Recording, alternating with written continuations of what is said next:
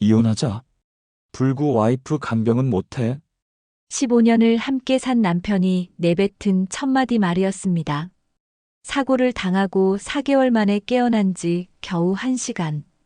의사가 하반신 마비 판정을 내린 지 30분도 채 지나지 않은 순간이었죠. 하지만 남편은 몰랐습니다. 아내의 발가락이 움직이고 있다는 것을. 사연 시작하기 전 구독과 좋아요 눌러주시면 감사하겠습니다. 초보 유튜버에게 여러분의 응원이 큰 힘이 됩니다. 그럼 지금부터 윤혜진의 이야기를 시작하겠습니다. 빗줄기가 앞유리를 때렸어요. 와이퍼를 최대로 올렸지만 시야는 여전히 흐릿했습니다. 괜찮아. 집까지 10분이야. 스스로에게 말을 건넸어요. 오늘 이사회는 유독 길었습니다. 남편 도윤이 제안한 신규 투자건을 재무본부장 오세문이 유독 강하게 밀어붙였어요. 내 반대에도 안건은 가결됐습니다. 뭔가 이상해.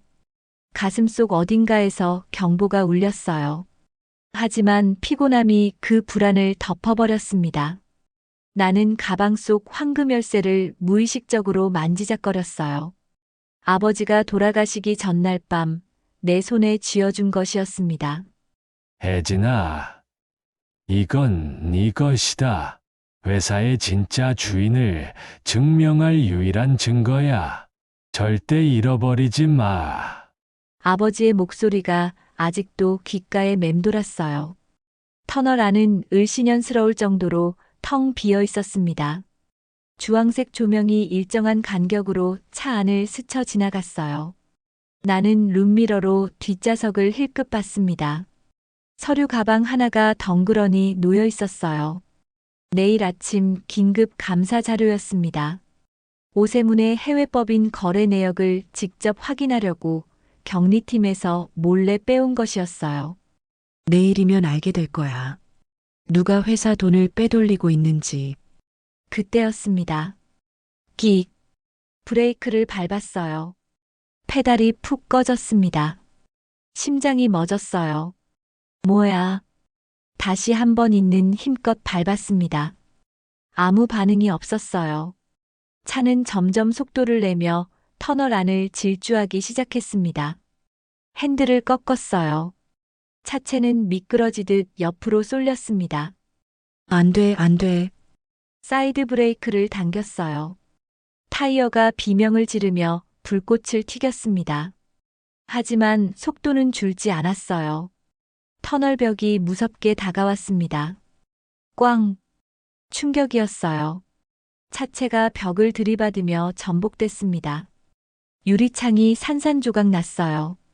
에어백이 터지며 하얀 연기가 차 안을 가득 채웠습니다. 내 머리가 심하게 흔들렸어요.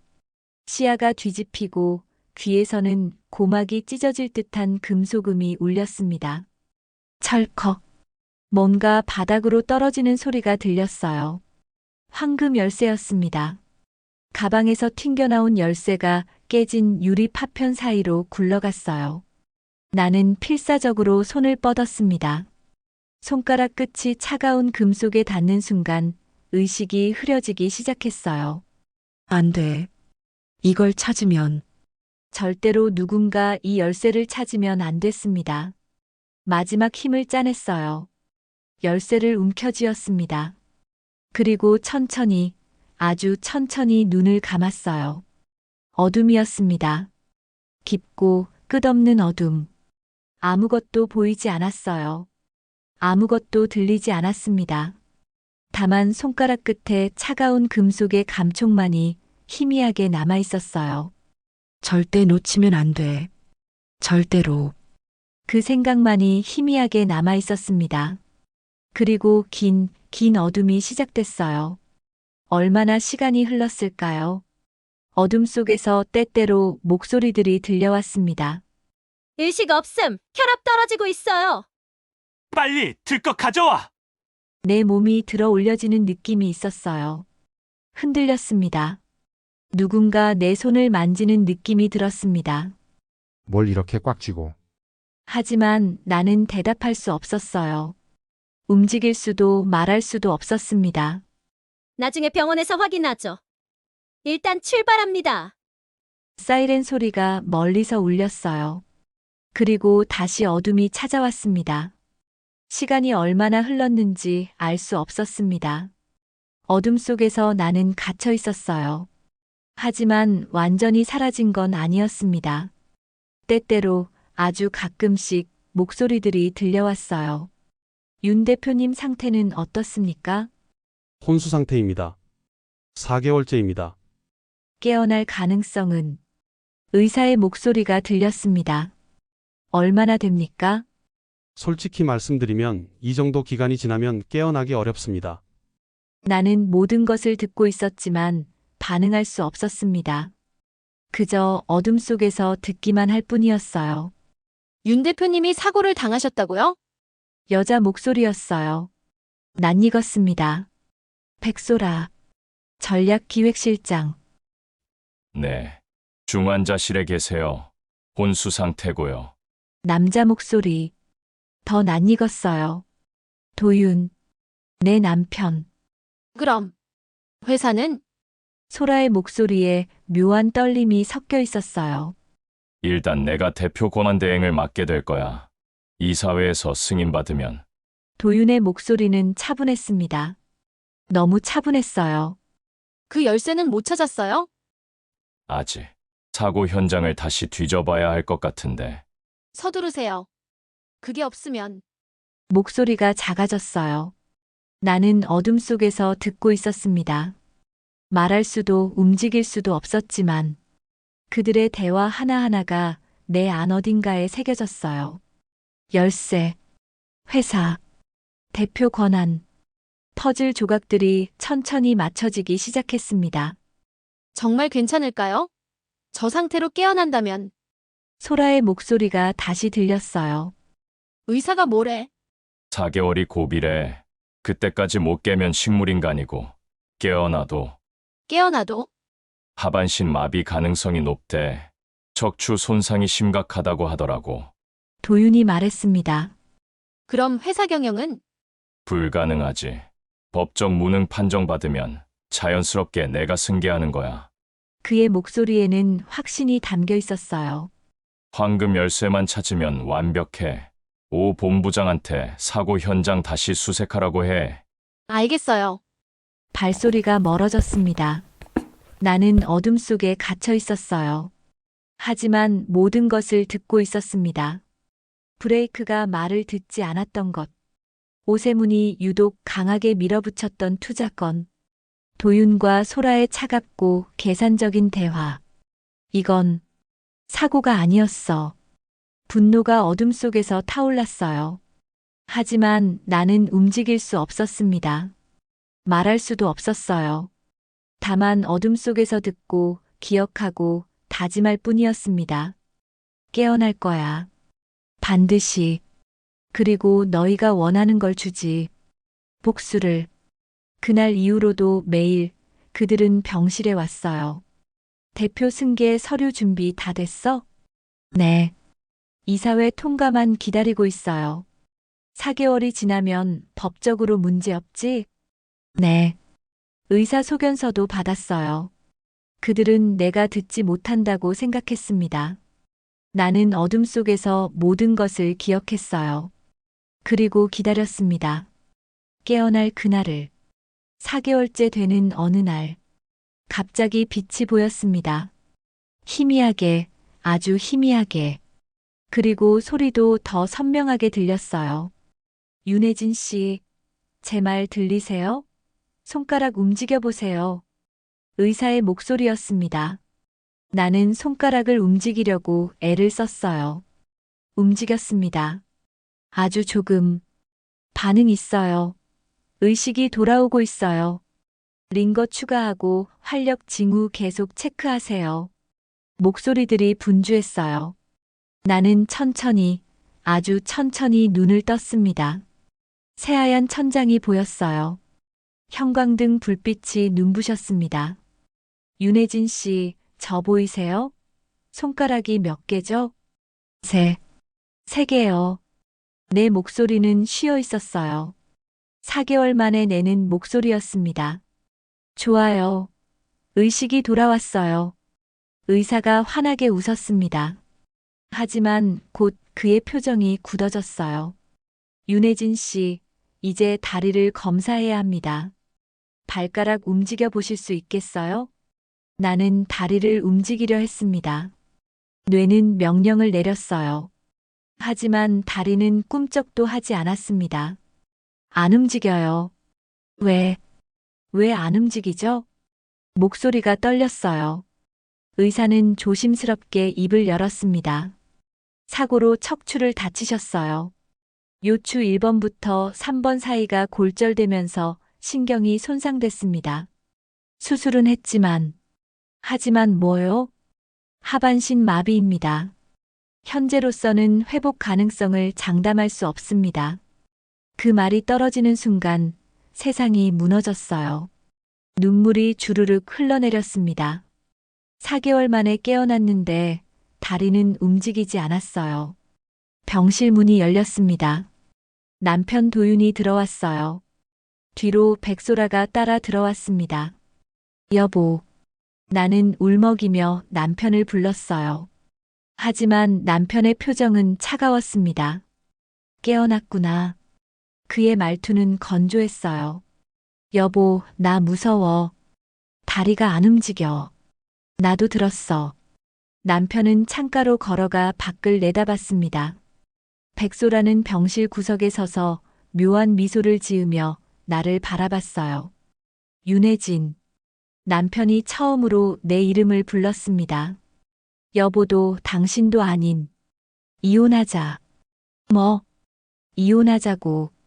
불구 와이프 간병하면서는 못 살아.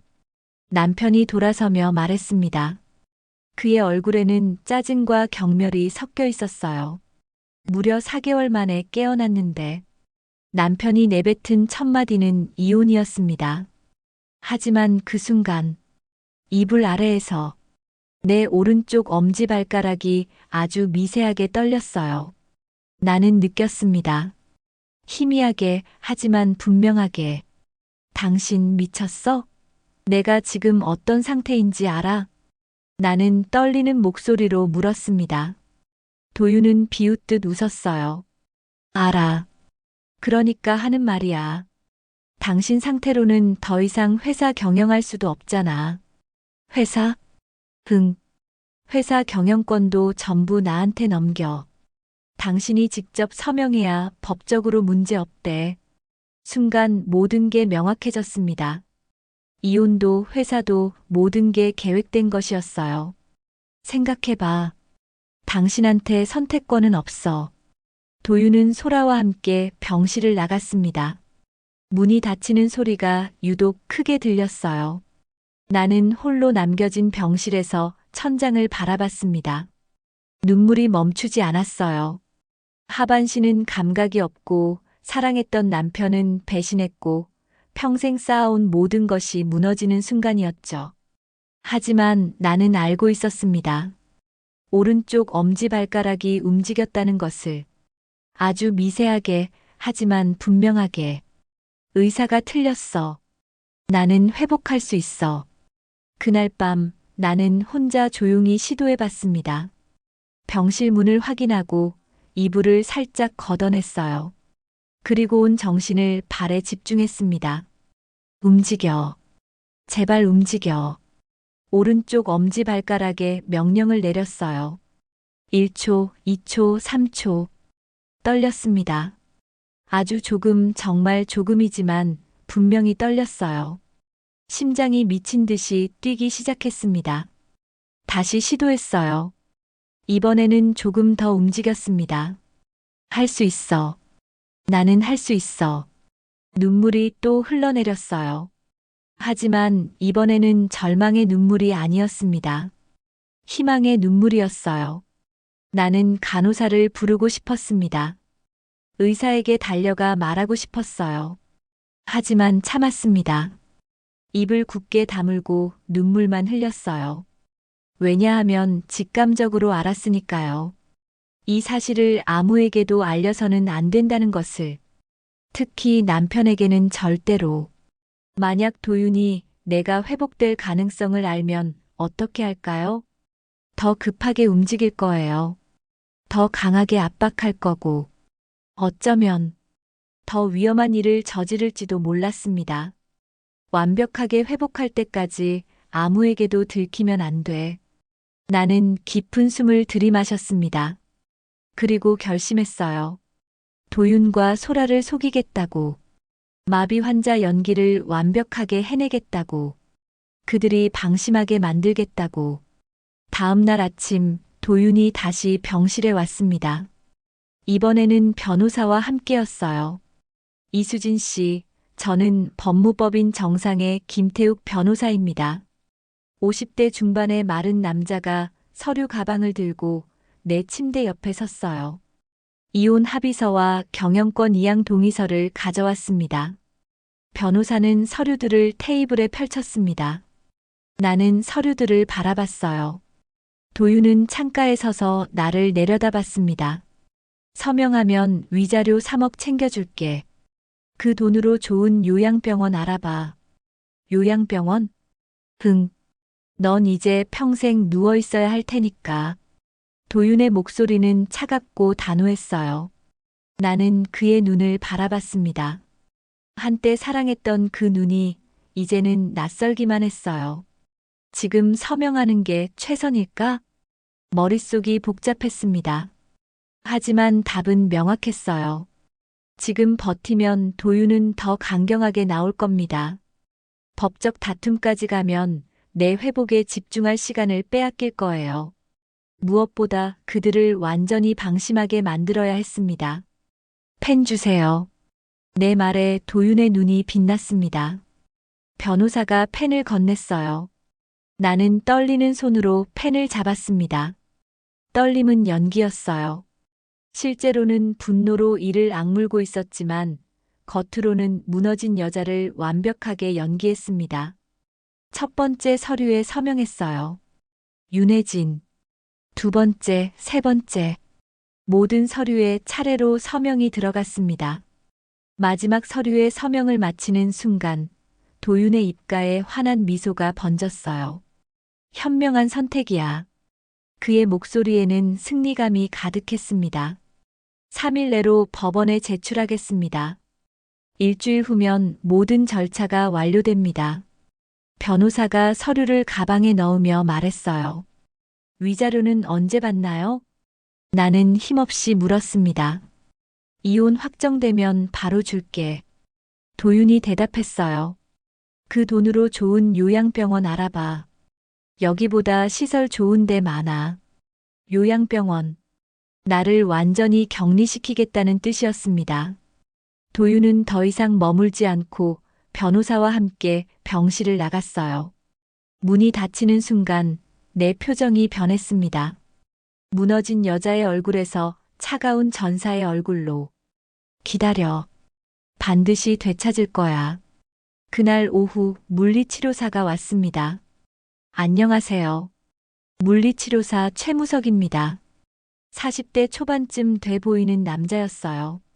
단정한 인상에 운동으로 다져진 듯한 체격이었습니다. 비록 하반신을 못 쓰더라도 상체 근력은 유지해야 합니다. 오늘부터 재활치료를 시작하겠습니다. 무석은 전문적이었지만 따뜻했어요. 환자를 대하는 그의 태도에서 진심이 느껴졌습니다. 최 선생님, 나는 조심스럽게 물었어요. 네, 말씀하세요. 하반신 마비 환자가 다시 걸을 수 있는 경우도 있나요? 무석의 표정이 잠시 굳어졌습니다. 그는 한참을 생각하더니 조심스럽게 대답했어요. 솔직히 말씀드리면 완전 마비에서 회복되는 경우는 드뭅니다. 하지만 불가능한 건 아니에요. 손상 정도와 환자의 의지, 그리고 운이 따라야 하죠. 의지요? 네. 기적은 포기하지 않는 사람에게만 찾아옵니다. 무석의 말에는 무게가 있었어요. 나는 그의 눈을 바라봤습니다. 이 사람, 믿을 수 있을까? 치료가 시작됐어요. 무석은 내 팔을 들어 올리고 내리는 동작을 반복시켰습니다. 간단해 보였지만 생각보다 힘들었어요. 땀이 줄줄 흘렀습니다. 좋아요. 잘하고 계세요. 조금만 더요. 무석의 격려가 이어졌습니다. 30분간의 운동이 끝나고 나는 완전히 지쳐 있었어요. 첫날 치고 잘하셨어요. 내일은 조금 더 강도를 높일 겁니다. 무석이 병실을 나가려는 순간 나는 그를 불렀습니다. 최 선생님. 네. 혹시 완전 마비 환자가 발가락을 움직일 수 있다면 어떤 의미일까요? 무석이 멈춰 섰습니다. 그는 천천히 돌아서서 나를 바라봤어요. 그게 사실이라면 신경이 완전히 끊어진 게 아니라는 뜻입니다. 회복 가능성이 있다는 거죠. 그럼 다시 걸을 수 있나요? 재활을 제대로 한다면 가능할 수도 있습니다. 하지만 엄청난 노력이 필요해요. 지옥 같은 훈련을 견뎌야 하죠. 무석의 눈빛이 날카로워졌습니다. 그는 내게 다가와 낮은 목소리로 물었어요. 혹시 윤혜진 씨 발가락이 움직이나요? 나는 잠시 망설였습니다. 이 사람을 믿어도 될까요? 하지만 혼자서는 불가능했어요. 누군가의 도움이 필요했습니다. 나는 천천히 고개를 끄덕였어요. 언제부터요? 어젯밤부터요. 아주 조금씩. 무석의 눈이 커졌습니다. 그는 주변을 둘러보고 병실 문을 닫았어요. 다른 사람은 아나요? 아무도 몰라요. 남편한테도 말 안 했어요. 왜요? 나는 무석의 눈을 똑바로 바라봤습니다. 그리고 처음으로 누군가에게 진실을 말했어요. 제 사고가 단순한 사고가 아니었어요. 누군가 제 차 브레이크를 조작했어요. 그리고 그 사람은 제가 회복되는 걸 원하지 않을 겁니다. 무석의 표정이 굳어졌습니다. 그는 한참을 나를 바라보다가 조용히 물었어요. 저를 믿는 건가요? 선생님은 믿을 수 있을 것 같아요. 무석은 깊은 한숨을 쉬었습니다. 그리고 내게 손을 내밀었어요. 알겠습니다. 제가 도와드리죠. 하지만 정말 지옥 같은 훈련이 될 겁니다. 견딜 수 있겠어요? 나는 무석의 손을 꽉 잡았습니다. 내 눈빛에는 강철 같은 의지가 타오르고 있었어요. 할 수 있어요. 반드시 다시 일어서야 하니까요.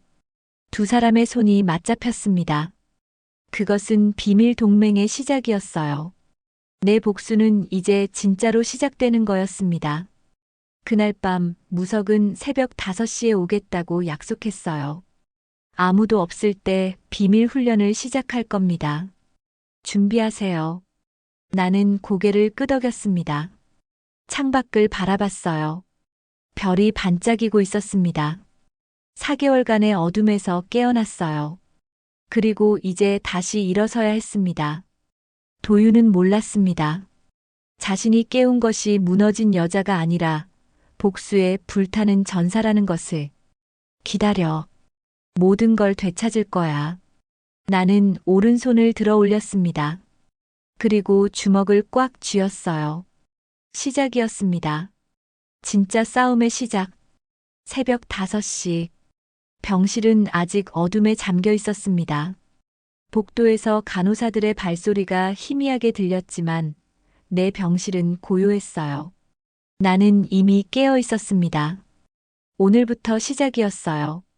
병실 문이 조심스럽게 열렸습니다. 무석이 들어왔어요. 그는 운동복 차림에 커다란 가방을 들고 있었습니다. 준비됐어요? 무석의 목소리는 낮았지만 단호했어요. 나는 고개를 끄덕였습니다. 시작하죠. 무석은 가방에서 여러 가지 도구들을 꺼냈어요. 탄력 밴드, 작은 아령, 폼롤러. 먼저 발가락 움직여 보세요. 나는 집중했습니다. 오른쪽 엄지 발가락이 움직였어요.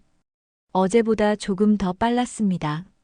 무석은 만족스럽게 고개를 끄덕이며 다른 발가락들도 확인했어요. 좋아요. 신경 전달이 되고 있어요.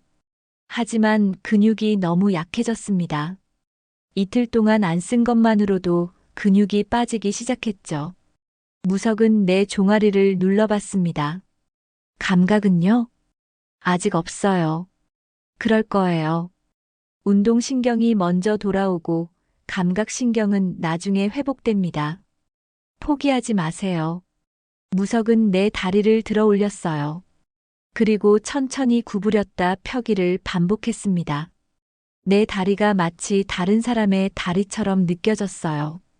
이제부터 매일 새벽 5시에 1시간, 밤 11시에 1시간씩 훈련할 겁니다. 낮에는 절대로 회복 상태를 들키면 안 돼요. 알겠어요. 무석은 작은 공책을 꺼냈습니다. 매일 발가락 움직임을 기록하세요. 몇 번 움직였는지, 얼마나 걸렸는지, 진전 상황을 파악해야 해요. 나는 공책을 받아들었어요. 첫 페이지를 펼치자 무석의 필체로 적힌 글이 있었습니다. 기적은 기록에서 시작됩니다. 나는 그 문구를 바라보며 미소를 지었어요. 이제 진짜 지옥을 맛볼 겁니다. 준비하세요. 1시간 후 나는 온몸이 땀으로 젖어 있었습니다. 무석의 훈련은 가혹했어요. 상체 운동부터 시작해서 코어 운동, 그리고 하체 스트레칭까지. 나는 여러 번 포기하고 싶었지만 이를 악물고 버텼습니다. 잘했어요. 내일은 더 힘들 겁니다. 무석은 땀을 닦아주며 말했어요. 그가 모든 도구를 가방에 넣고 병실을 나가려는 순간이었습니다. 최 선생님, 한 가지만 더 물어봐도 될까요? 네, 말씀하세요. 혹시 사설 탐정 아는 분 있으세요? 무석이 멈춰 섰습니다. 왜요? 증거가 필요해요. 제 사고가 조작됐다는 증거. 무석은 잠시 생각하더니 고개를 끄덕였어요. 한 명 알아요. 믿을 수 있는 사람입니다. 제가 연락해 볼게요. 고마워요. 무석이 나간 후 나는 혼자 병실에 남았습니다. 창밖으로 해가 떠오르고 있었어요. 오전 10시 예상치 못한 방문객이 있었습니다. 50대 초반의 남자였어요. 그는 검은색 재킷에 청바지 차림이었고 날카로운 눈빛을 가지고 있었습니다. 윤혜진 씨 맞으시죠? 누구세요? 남자는 명함을 꺼내 건넸어요. 문태식, 사설조사소 진실. 탐정이요? 네. 최무석 선생님 소개로 왔습니다. 태식은 의자를 가져와 앉으며 말했습니다. 무석 씨한테 들었어요. 당신 사고가 단순한 사고가 아닐 거라고요. 도와주실 수 있나요? 저는 20년 동안 형사 생활을 했습니다. 주로 경제 범죄 쪽이었죠.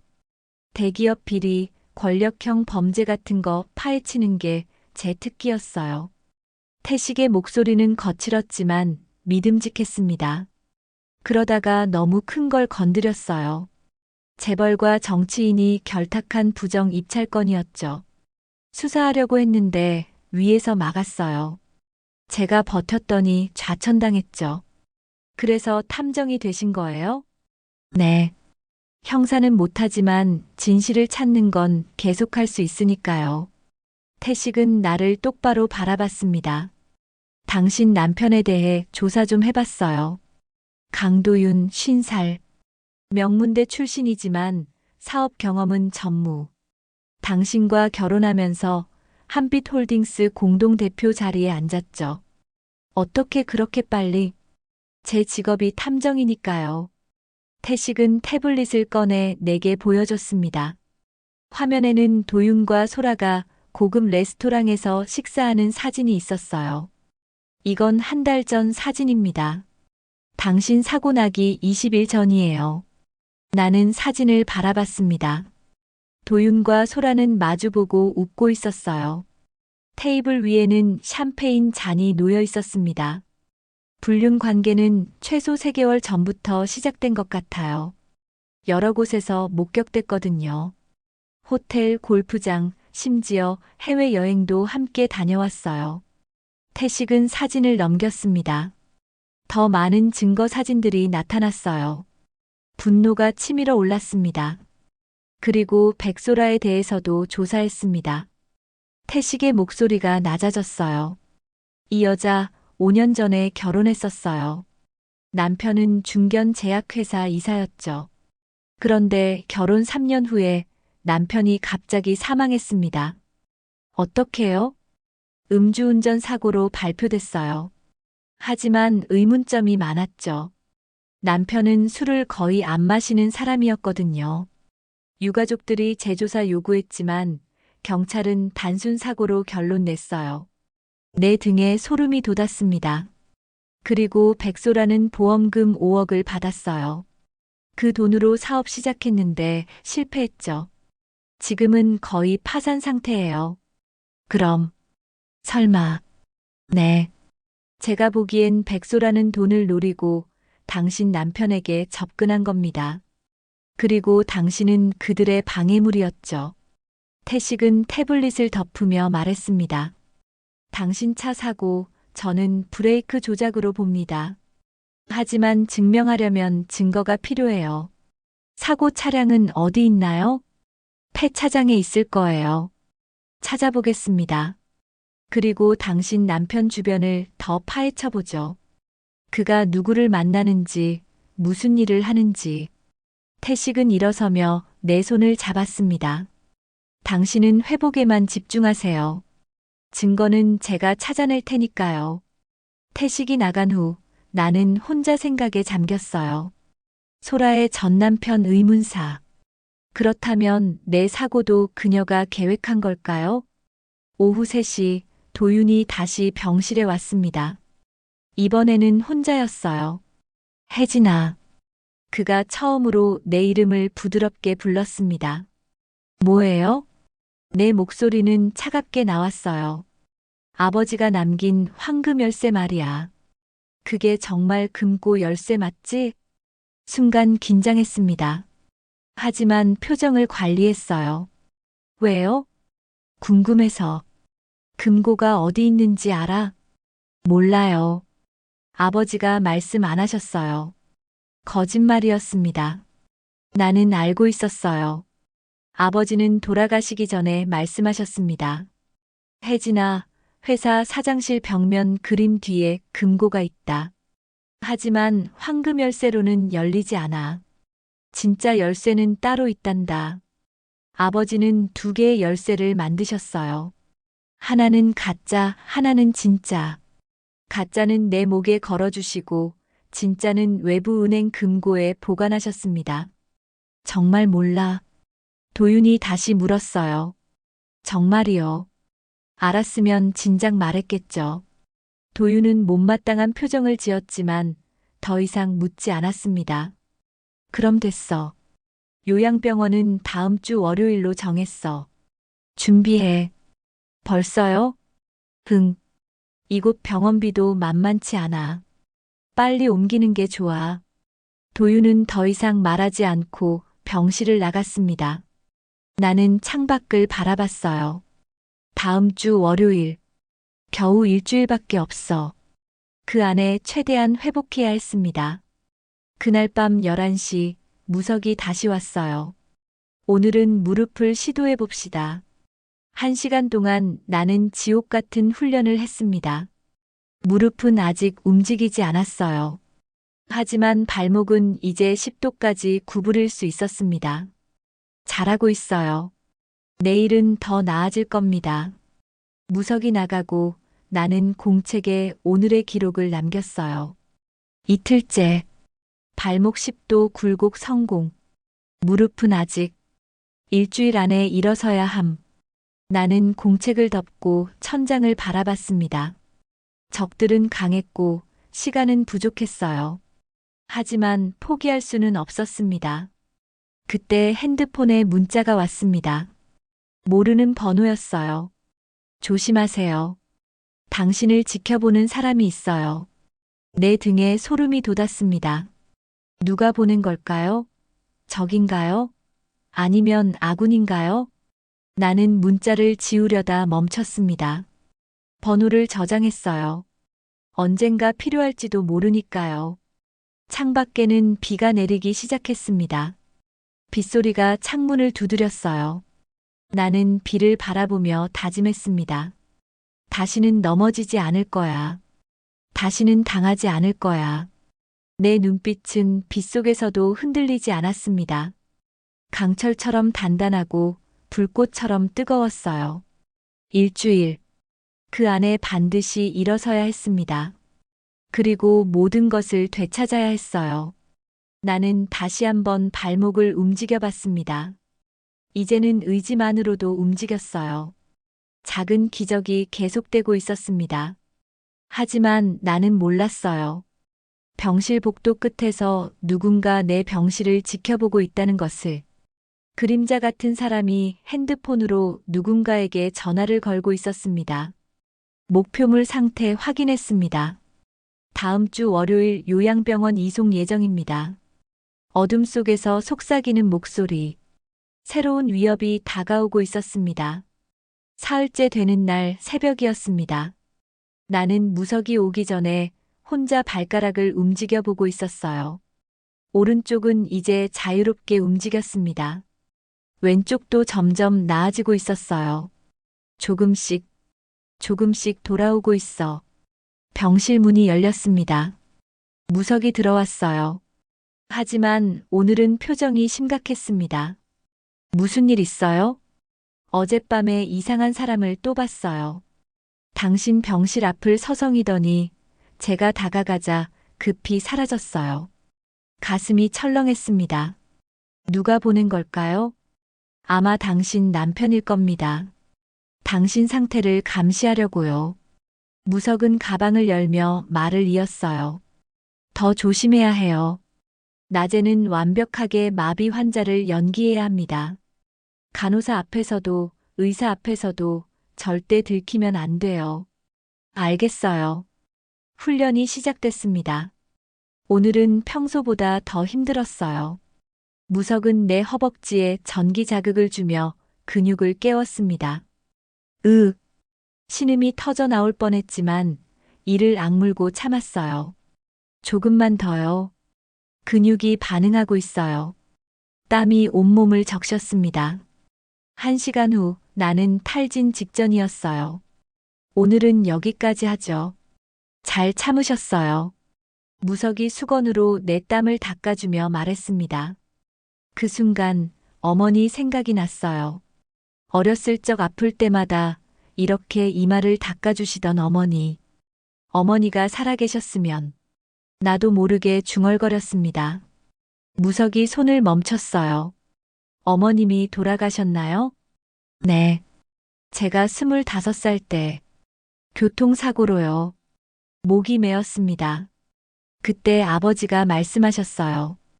혜진아, 이제 내가 이 집안의 기둥이야. 강해져야 한다. 그래서 울지 않으려고 했어요. 강한 척했죠. 눈물이 주르륵 흘러내렸어요. 하지만 지금은 너무 힘들어요. 혼자 감당하기엔. 무석이 내 손을 꽉 잡았습니다. 혼자가 아니에요. 제가 있잖아요. 그리고 문 탐정님도 있고요. 그의 따뜻한 말에 눈물이 더 쏟아졌습니다. 47년을 살면서 누군가에게 약한 모습을 보인 적이 거의 없었어요. 항상 강한 척, 괜찮은 척 했습니다. 하지만 지금은 더 이상 참을 수 없었어요. 고마워요. 정말 고마워요. 한참을 울고 나니 마음이 조금 가벼워졌습니다. 무석은 아무 말 없이 내 곁에 있어줬어요. 오전 10시 담당 의사가 회진을 왔습니다. 윤혜진 씨, 오늘 컨디션은 어떠세요? 비슷해요. 다리는 여전히 안 움직이고요. 나는 힘없는 목소리로 대답했습니다. 의사는 내 다리를 눌러보고 반사신경을 확인했어요. 나는 아무 반응도 보이지 않았습니다. 완벽한 연기였어요. 재활치료는 잘 받고 계시죠? 네, 최 선생님이 열심히 가르쳐 주세요. 좋습니다. 계속 상체 근력 운동하시고 혹시 다리의 감각이 조금이라도 느껴지면 바로 말씀해 주세요. 네, 선생님. 의사가 나가고 나는 안도의 한숨을 쉬었어요. 오후 2시 예상치 못한 방문객이 있었습니다. 중년 여성이었어요. 60대 초반쯤 보이는 단정한 차림의 여자였습니다. 안녕하세요. 저는 이화여대 사회복지학과 윤미선 교수입니다. 여자는 명함을 건네며 밝게 웃었어요. 교수님이 왜? 요양병원 추천건으로 왔습니다. 강도윤 대표님께서 부탁하시더라고요. 아, 도윤이 보낸 사람이구나. 제가 운영하는 실버케어 요양병원을 소개하려고요. 시설도 좋고 전문 간호사들도 많아요. 무엇보다 조용하고 한적한 곳에 있어서 요양하기 딱 좋죠. 윤 교수는 태블릿을 꺼내 병원 사진들을 보여줬어요. 정말 깨끗하고 좋아 보였습니다. 하지만 나는 알았어요. 저곳이 내 감옥이 될 거라는 것을. 생각해 볼게요. 다음 주 월요일 입소 예정이라고 들었어요. 준비 잘하세요. 윤 교수가 나간 후 나는 무력감에 빠졌습니다. 시간이 없어. 정말 시간이 없어. 그날 저녁 태식이 다시 찾아왔어요. 차를 찾았습니다. 그는 노트북을 펼쳐 사진들을 보여줬습니다. 찌그러진 내 차가 폐차장 한 구석에 놓여 있었어요. 어젯밤에 몰래 들어가서 브레이크를 확인했어요. 태식은 확대된 사진을 보여줬습니다. 봐요. 브레이크 라인이 절단된 흔적이 명확해요. 자연스럽게 끊어진 게 아니라 누군가 일부러 자른 겁니다. 분노가 치밀어 올랐어요. 그리고 이것도요. 태식은 다른 영상을 틀었습니다. 한빛홀딩스 주차장 CCTV 영상이었어요. 낯선 남자가 내 차 밑으로 기어 들어가는 모습이 보였습니다. 이 사람이 정판수예요. 정비업자죠. 10년 전에 보험 사기로 벌금형 받은 전과가 있어요. 도윤이가 이 사람한테 돈을 줬나요? 네. 사고 2주일 전에 200만 원을 현금으로 인출했어요. 그리고 정판수를 만났죠. 증거 영상 있습니다. 태식은 또 다른 영상을 보여줬어요. 도윤이 봉투를 건네는 장면이 선명하게 나왔습니다. 눈물이 났어요. 남편이 정말로 나를 죽이려 했던 거예요. 울지 마세요. 우리한텐 이제 증거가 있어요. 태식이 내 어깨를 다독였습니다. 하지만 한 가지 문제가 있어요. 뭔데요? 폐차장 주인이 누군가한테 돈을 받았는지 당신 차를 곧 폐차 처리하겠대요. 증거가 사라지는 거죠. 막아야 해요. 법원 명령이 필요해요. 하지만 당신 명의로는 안 돼요. 남편이 막을 테니까. 절망스러웠습니다. 제가 다른 방법을 찾아볼게요. 일단 폐차장을 계속 감시하고 있어요. 태식이 나간 후 나는 한참을 울었어요. 어머니, 아버지가 너무 보고 싶었습니다. 이렇게 힘들 때 의지할 사람이 아무도 없다는 게 너무 외로웠어요. 밤 11시 무석이 들어왔습니다. 준비됐어요? 나는 눈물 자국을 얼른 닦으며 고개를 끄덕였어요. 오늘은 일어서는 연습을 해볼게요. 벌써요? 네. 무릎이 조금씩 반응하고 있어요. 시도해 볼 만해요. 무석은 나를 침대 끝으로 옮겼습니다. 그리고 내 팔을 잡고 천천히 일으켰어요. 다리에 힘을 주세요. 천천히. 나는 온 힘을 다해 다리에 힘을 줬습니다. 무릎이 떨리기 시작했어요. 할 수 있어요. 조금만 더. 1초, 2초, 3초. 다리가 조금씩 펴지기 시작했습니다. 하지만 5초째 힘이 풀렸어요. 주저앉으려는 순간 무석이 나를 받쳤습니다. 괜찮아요. 첫 시도치고 대단해요. 안 돼. 더 해야 해요. 월요일까지 시간이 없어요. 너무 무리하면 안 돼요. 근육이 다칠 수 있어요. 상관없어요. 다치는 게 요양병원 가는 것보다 나아요. 나는 소리쳤습니다. 무석이 놀란 표정으로 나를 바라봤어요. 미안해요. 제가 너무 조급했어요. 아니에요. 당신 마음 이해해요. 무석은 내 손을 꼭 잡았습니다. 하지만 건강을 해치면서까지 하면 안 돼요. 우리 천천히 확실하게 갑시다. 알겠죠? 나는 고개를 끄덕였어요. 그날 밤 나는 공책에 기록을 남겼습니다. 사흘째, 일어서기 시도, 5초 버팀, 증거 확보. 하지만 시간 부족. 너무 무섭다.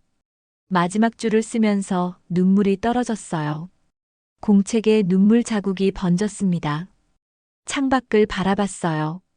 비는 그치고 달이 떠 있었습니다. 어머니, 아버지, 제가 할 수 있을까요? 이렇게 약한 제가 그들과 싸워 이길 수 있을까요? 그때 핸드폰이 울렸어요. 또 그 모르는 번호였습니다. 포기하지 마세요. 당신은 생각보다 강한 사람이에요. 당신 어머님도 그렇게 말씀하실 거예요. 어떻게 어머니를 알지? 누구지? 하지만 그 문자가 힘이 됐습니다. 나는 눈물을 닦고 다시 이불을 걷어냈어요. 혼자서 다리를 움직이는 연습을 했습니다. 발목, 무릎, 허벅지. 아프고 힘들었지만 멈추지 않았어요. 어머니라면 이렇게 하셨을 거예요. 아버지라면 포기하지 말라고 하셨을 거예요. 새벽 2시가 되어서야 잠들었습니다. 꿈에 어머니가 나왔어요. 혜진아, 울지 마. 넌 강한 아이야. 엄마 딸이잖아. 어머니는 웃으며 내 머리를 쓰다듬어 주셨습니다. 일어나렴. 다시 일어나서 당당하게 살아.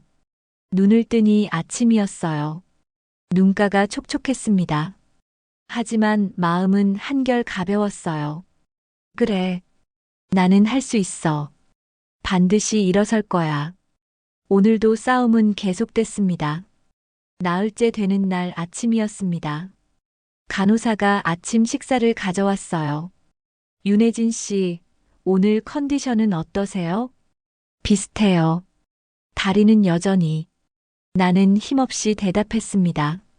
하지만 속으로는 미소를 짓고 있었어요. 어젯밤 혼자 연습했을 때 무릎이 15초나 버텼거든요. 간호사가 나가고 나는 조심스럽게 이불 아래에서 발가락을 움직여 봤습니다.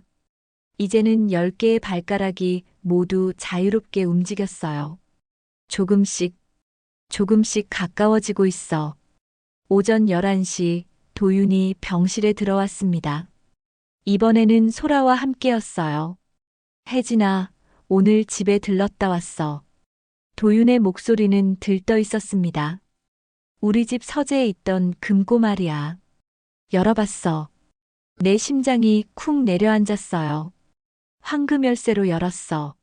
내 목에 걸렸던 그 펜던트 말이야. 그래서 뭐가 있었어요? 목소리가 떨렸습니다. 도윤은 실망스럽다는 표정을 지었어요. 아무것도 없더라. 빈 금고였어. 이상하지? 내 아버지가 왜 빈 금고를 만들어뒀을까? 나는 속으로 안도의 한숨을 쉬었습니다. 아버지는 2개의 열쇠를 만드셨어요. 하나는 가짜 금고를 여는 가짜 열쇠. 하나는 진짜 금고를 여는 진짜 열쇠. 도윤이 연 것은 가짜 금고였던 거예요. 정말 아무것도 몰라. 내 아버지가 다른 금고는 없다고 했어? 몰라요. 저한테는 그 열쇠만 주셨어요. 도윤은 못마땅한 표정으로 나를 노려봤습니다. 뭔가 숨기는 거 아니야? 제가 뭘 숨겨요? 이 꼴로. 나는 자조적으로 웃었어요. 소라가 도윤의 팔을 잡았습니다. 오빠, 됐어요. 정말 모르는 것 같은데. 나중에 천천히 찾아보면 되잖아요. 도윤은 한숨을 쉬며 고개를 끄덕였어요. 그래. 어차피 회사는 이제 내 거니까. 천천히 찾아보지 뭐. 그들이 나간 후 나는 깊은 생각에 잠겼습니다. 진짜 열쇠는 외부은행 금고에 있었어요. 아버지가 돌아가시기 전에 말씀하셨습니다. 혜진아, 국민은행 본점 귀빈 금고 237번. 거기에 진짜 황금 열쇠가 있다. 내 이름으로 되어 있지만 비밀번호는 내 생일이란다. 하지만 지금 내가 어떻게 은행에 가죠? 다리도 못 쓰는데. 오후 3시 태식이 급하게 들어왔습니다. 큰일 났어요. 그는 숨을 헐떡이며 말했어요. 폐차장 주인이 오늘 밤 당신 차를 폐차 처리하기로 했대요. 내일이면 증거가 완전히 사라져요. 막아야 해요. 방법이 없어요. 경찰에 신고해도 영장 받으려면 시간이 걸려요. 절망스러웠습니다. 유일한 물적 증거가 사라지는 거예요. 그때 내 핸드폰이 울렸습니다. 또 그 모르는 번호였어요. 여보세요? 윤혜진 씨. 낯선 여자 목소리였습니다. 젊은 여자였어요. 누구세요? 제 이름은 중요하지 않아요. 다만 당신을 도와주고 싶어서 전화했어요. 도와준다고요? 당신 차 있죠? 폐차장에. 제가 그거 빼낼 수 있어요. 태식이 놀란 표정으로 나를 쳐다봤어요. 누구세요? 왜 저를 도와주려는 거죠? 그건 나중에 말할게요. 지금은 시간이 없어요. 오늘 밤 11시 폐차장 뒤편에 트럭을 대기시켜 놓을게요. 사람 보내서 차를 옮기세요. 믿을 수 있나요? 선택은 당신 거예요. 하지만 이게 마지막 기회일 거예요. 전화가 끊겼습니다. 나와 태식은 서로를 바라봤어요. 함정일 수도 있어요. 태식이 조심스럽게 말했습니다. 하지만 다른 방법이 없잖아요. 그럼 제가 가겠습니다.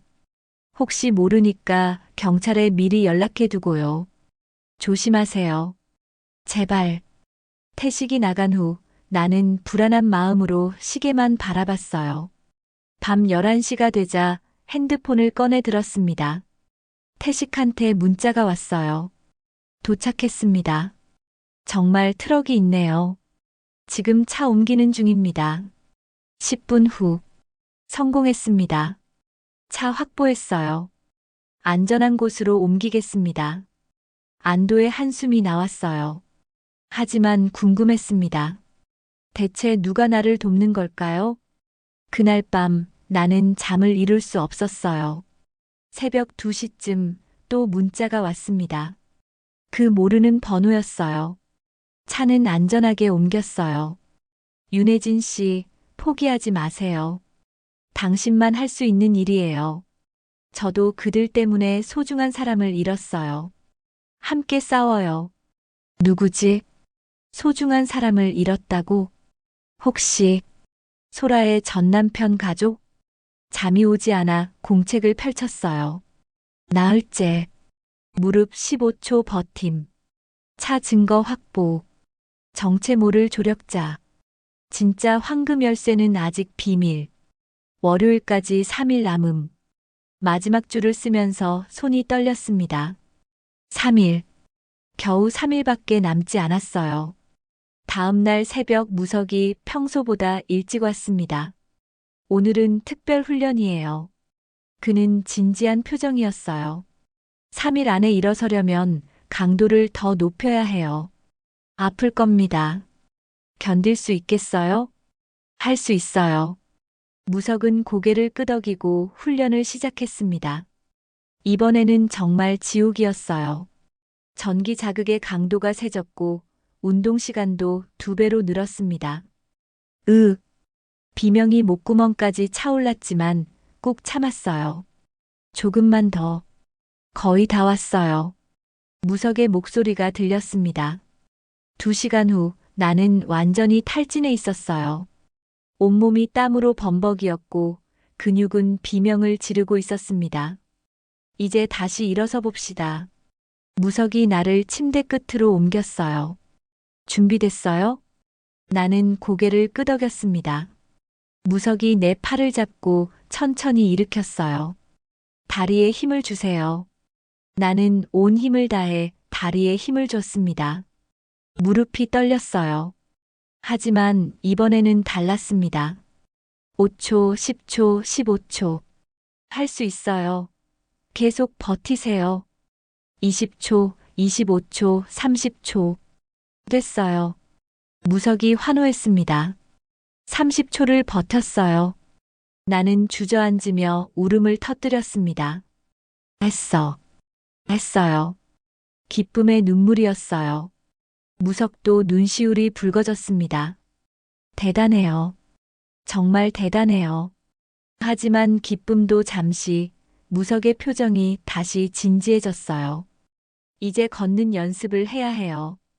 월요일까지 걸을 수 있어야 해요. 할 수 있어요. 반드시 할 거예요.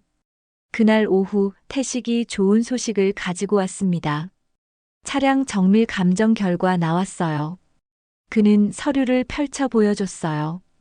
브레이크 라인이 고의로 절단됐다는 게 명확하게 증명됐어요. 이건 명백한 살인 미수예요. 이제 신고할 수 있나요? 아직은 안 돼요.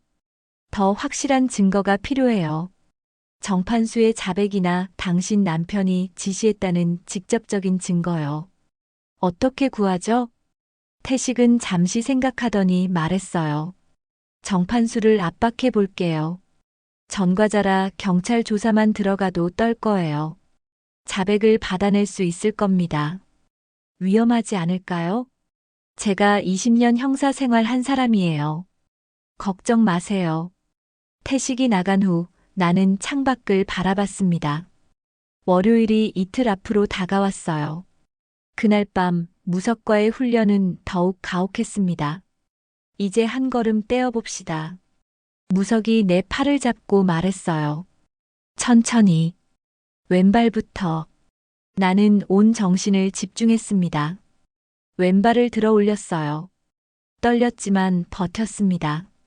그리고 앞으로 내딛었어요. 했어요. 무석이 소리쳤습니다. 이제 오른발. 오른발도 들어 올렸어요. 한 걸음. 내 생애 가장 소중한 한 걸음이었습니다. 다시 한 번. 두 걸음, 세 걸음. 비틀거렸지만 무석이 받쳐줬어요. 됐어요. 당신 걷고 있어요. 나는 울면서 웃었습니다. 네 걸음째 힘이 빠지며 주저앉았어요. 하지만 괜찮았습니다. 걸었으니까요. 정말로 걸었어요. 무석이 나를 침대에 앉히며 말했습니다. 내일은 더 멀리 걸어야 해요. 월요일까지 혼자 걸을 수 있어야 해요. 할 수 있어요. 꼭 할 거예요. 그날 밤 공책에 기록을 남겼습니다. 닷새째. 30초 서기 성공. 네 걸음 걷기 성공. 월요일까지 이틀. 반드시 해낸다. 공책을 덮고 천장을 바라봤어요. 어머니, 아버지, 딸이 다시 일어서고 있어요. 조금만 더 힘을 주세요. 창밖으로 별이 보였습니다. 가장 밝게 빛나는 별 2개. 마치 어머니와 아버지가 나를 지켜보는 것 같았어요. 조금만 더 버티면 돼. 나는 주먹을 꽉 쥐었습니다.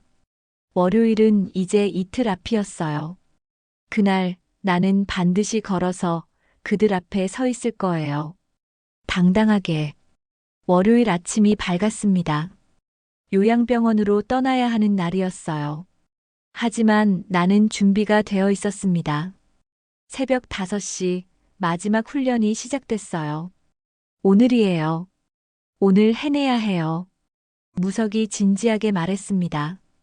병실 문에서 화장실까지 걸어봅시다. 10m 거리예요. 나는 침대에서 일어났습니다. 이제는 혼자서도 일어설 수 있었어요. 다리가 떨렸지만 버틸 수 있었습니다. 첫 걸음을 내딛었어요. 두 걸음, 세 걸음. 비틀거렸지만 넘어지지 않았습니다. 네 걸음, 5걸음. 땀이 흘렀어요. 다리가 아팠습니다. 하지만 멈추지 않았어요. 6걸음, 7걸음. 거의 다 왔어요. 조금만 더. 무석의 목소리가 들렸습니다. 8걸음, 9걸음. 그리고 마침내 10걸음. 화장실 문에 도착했어요. 해냈어요. 나는 벽에 기대며 환하게 웃었습니다. 무석도 눈물을 글썽이며 웃었어요. 정말 대단해요. 일주일 만에 기적을 만들어냈어요. 선생님 덕분이에요. 아니에요. 당신의 의지 덕분이에요. 우리는 한동안 그렇게 서로를 바라보며 웃었습니다. 이제 진짜 전쟁이 시작되는 거예요. 무석이 말했습니다. 준비됐어요? 네. 이제 그들 앞에 설 준비가 됐어요. 오전 9시 도윤이 병실에 들어왔습니다. 소라와 요양병원 직원 2명이 함께였어요. 준비됐어? 차가 밖에서 기다리고 있어. 도윤의 목소리는 차갑고 무심했습니다.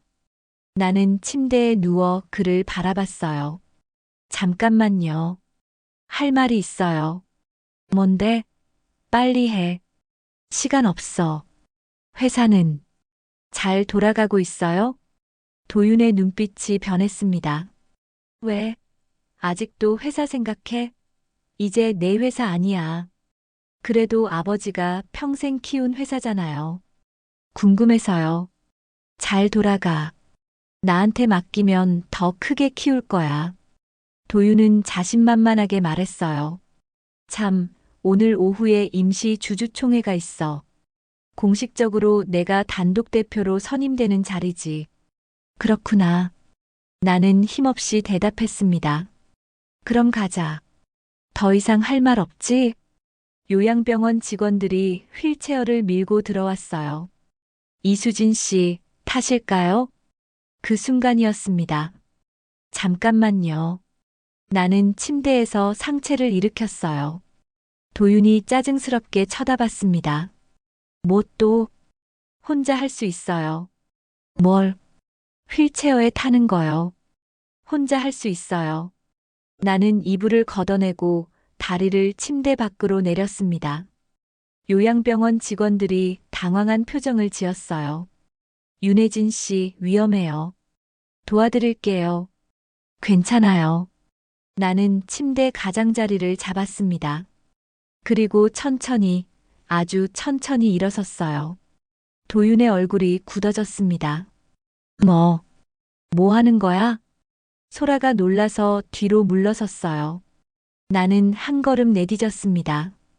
다리가 떨렸지만 버텼어요. 2걸음, 3걸음.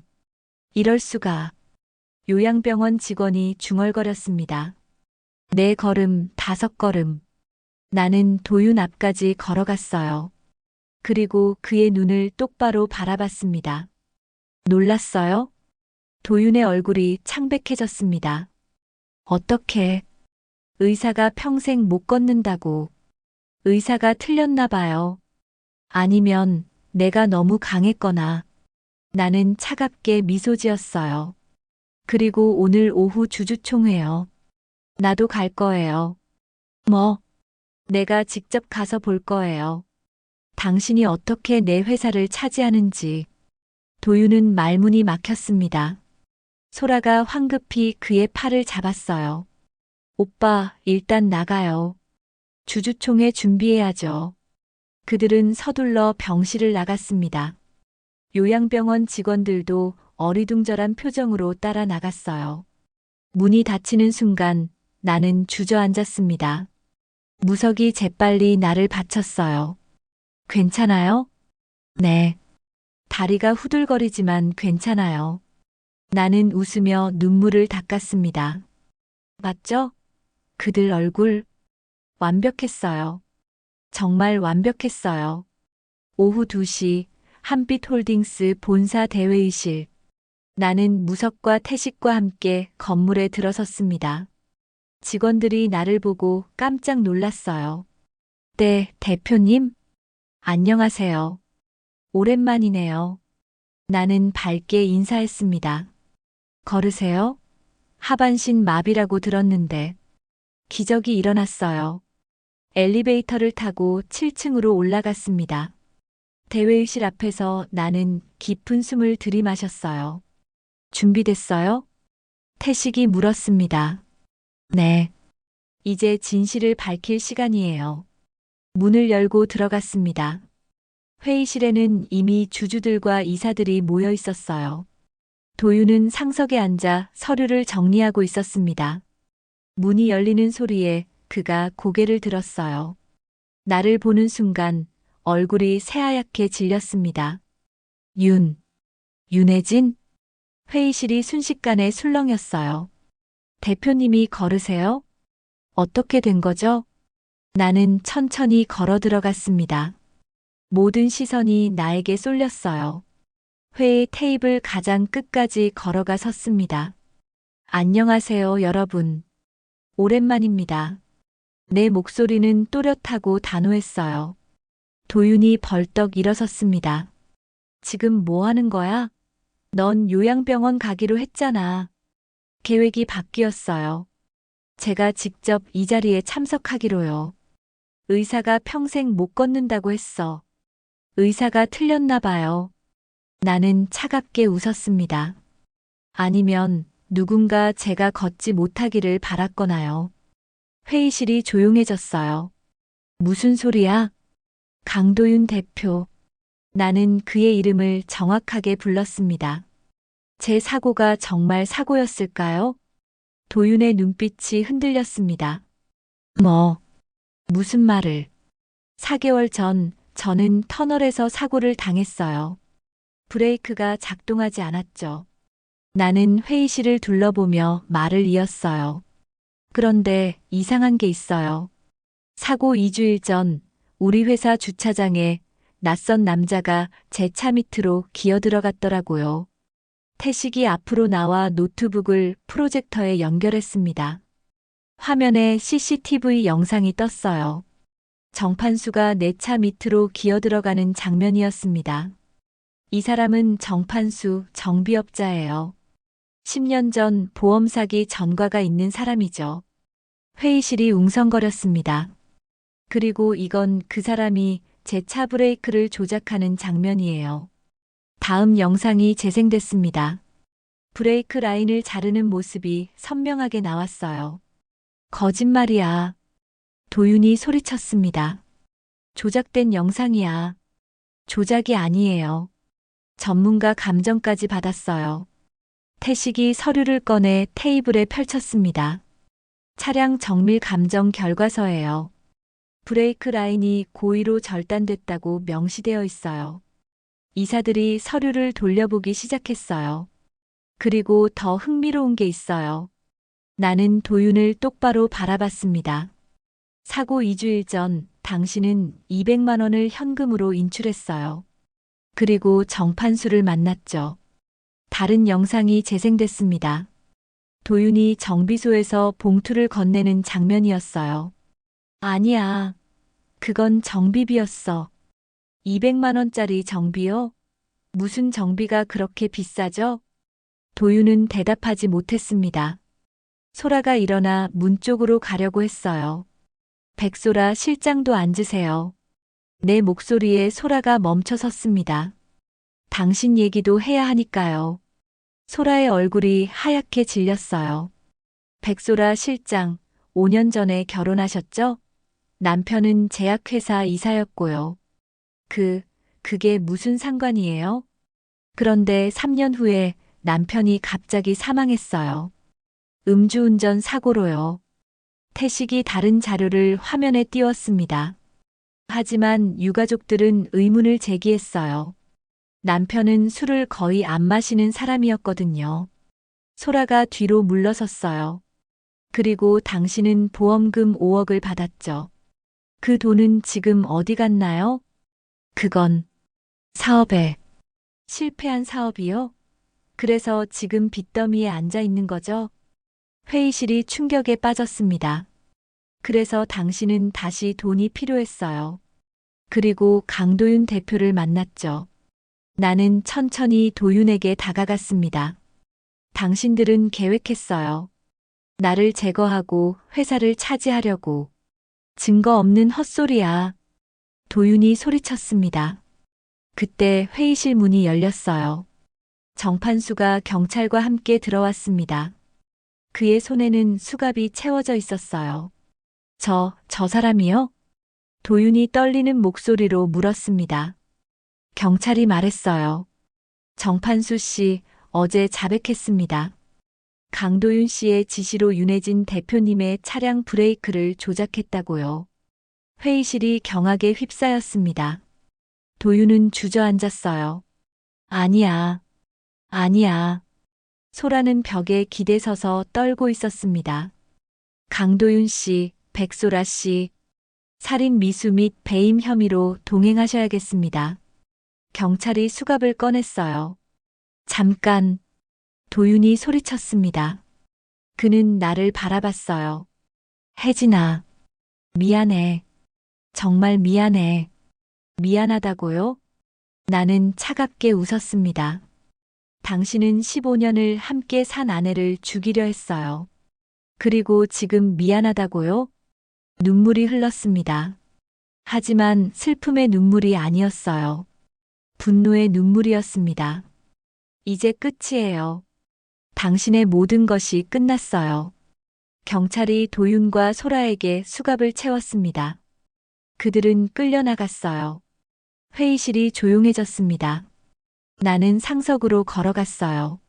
그리고 그 자리에 섰습니다. 주주 여러분, 이사 여러분, 모두가 나를 바라봤어요. 오늘 이 자리는 원래 강도윤의 단독 대표 선임을 위한 자리였습니다. 하지만 그는 범죄자였어요. 나는 회의실을 둘러보며 말을 이었습니다. 저는 다시 돌아왔습니다. 제 자리로. 그리고 이 회사를 바로 세울 겁니다. 박수가 터져 나왔어요. 작은 박수였지만 점점 커졌습니다. 나는 창밖을 바라봤어요. 햇살이 눈부시게 쏟아지고 있었습니다. 아버지, 제가 해냈어요. 회사를 지켰어요. 주주총회가 끝나고 나는 혼자 사장실에 앉아 있었어요. 무석이 들어왔습니다. 축하해요. 고마워요. 선생님이 없었으면 불가능했을 거예요. 이제 어떻게 할 거예요? 나는 서랍을 열었어요. 그 안에 황금 열쇠 펜던트가 놓여 있었습니다. 이제 진짜 시작이에요. 아버지가 남긴 진짜 유산을 찾아야 해요. 나는 펜던트를 목에 걸었습니다. 그리고 이 회사를 다시 일으켜 세울 거예요. 제대로. 창밖으로 석양이 지고 있었어요. 긴 싸움이 끝났습니다. 하지만 진짜 여정은 이제 시작이었어요. 주주총회가 끝난 다음 날 아침이었습니다. 나는 일찍 일어나 거울 앞에 섰어요. 검은색 정장을 입고 머리를 단정하게 올렸습니다. 목에는 황금 열쇠 펜던트를 걸었어요. 오늘이야. 오늘 진짜 유산을 찾는 거야. 오전 9시 나는 무석, 태식과 함께 국민은행 본점으로 향했습니다. 정말 여기에 있을까요? 무석이 물었어요. 아버지가 그렇게 말씀하셨어요. 귀빈 금고 237번. 은행에 도착하자 지점장이 직접 나왔습니다. 윤혜진 대표님, 어서 오십시오. 귀빈 금고실로 안내해 주세요. 네, 이쪽으로 오십시오. 지하로 내려가는 엘리베이터를 탔어요. 심장이 빠르게 뛰었습니다. 지하 3층, 두꺼운 철문이 나타났어요. 귀빈 금고실입니다. 본인 확인이 필요합니다. 나는 신분증을 제시했어요. 윤혜진님 맞으시군요. 237번 금고는 고 윤석철 회장님 명의로 되어 있습니다. 네, 제 아버지세요. 비밀번호를 입력해 주세요. 내 생일 1978년 3월 15일 315. B- 소리와 함께 초록 불이 들어왔어요. 철문이 천천히 열렸습니다. 안으로 들어가자 작은 금고들이 줄지어 있었어요. 237번 금고 앞에 섰습니다. 열쇠가 필요합니다. 지점장이 말했어요. 나는 목에 걸었던 황금 열쇠 펜던트를 풀었습니다. 하지만 잠깐, 이건 가짜 열쇠였어요. 도윤에게 들킨 그 열쇠. 진짜 열쇠는 이 금고 안에 있다고 아버지가 말씀하셨는데. 잠깐만요. 나는 지점장에게 말했어요. 이 금고를 여는 다른 방법은 없나요? 본인 확인이 되셨으니 마스터키로 열 수 있습니다. 그렇게 해주세요. 지점장이 마스터키를 꺼내 금고를 열었어요. 철컥 마이너스 소리와 함께 문이 열렸습니다. 안에는 작은 상자 하나가 들어 있었어요. 나는 떨리는 손으로 상자를 꺼냈습니다. 여기서 확인하시겠습니까? 네. 상자를 열었어요. 안에는 황금 열쇠가 하나 들어 있었습니다. 내 목에 걸렸던 것과 똑같이 생겼지만 자세히 보니 조금 달랐어요. 날의 홈이 더 정교했습니다. 진짜 열쇠. 그리고 그 밑에 편지 한 장이 있었어요. 아버지의 필체였습니다. 나는 편지를 펼쳤어요. 사랑하는 혜진에게 이 편지를 읽고 있다면 아빠는 이미 세상을 떠났겠구나. 그리고 너는 힘든 시간을 겪었을 거야. 하지만 살아남았구나. 역시 내 딸이야. 이 열쇠는 진짜 황금 열쇠란다. 회사 사장실 벽면, 어머니 초상화 뒤에 금고가 있다. 그 금고를 여는 진짜 열쇠지. 안에는 회사의 진짜 비밀이 들어있단다. 혜진아, 아빠가 평생 지켜온 것들이야. 이제 내가 지킬 차례다. 힘들겠지만 넌 할 수 있어. 아빠가 항상 곁에서 지켜보고 있을게. 사랑한다, 내 딸. 아빠가. 눈물이 주르륵 흘러내렸습니다. 아버지. 무석이 내 어깨를 가볍게 두드려줬어요. 나는 눈물을 닦고 편지를 조심스럽게 접었습니다. 가요. 회사로. 사장실에 도착했을 때는 오전 11시였어요. 비서가 놀란 표정으로 나를 맞이했습니다. 대표님, 오늘 출근하실 줄 몰랐어요. 괜찮아요. 중요한 일이 있어서요. 아무도 들어오지 못하게 해주세요. 네, 알겠습니다. 사장실 문을 잠그고 나는 벽면을 바라봤어요. 어머니의 초상화가 걸려 있었습니다. 젊은 시절의 어머니, 환하게 웃고 계셨어요. 어머니, 초상화에 손을 댔습니다. 그리고 조심스럽게 들어 올렸어요. 뒤에 작은 금고가 있었습니다. 심장이 쿵쿵 뛰었어요. 진짜 황금 열쇠를 꺼내 열쇠 구멍에 넣었습니다. 돌렸어요. 철컥 마이너스 완벽하게 맞았습니다.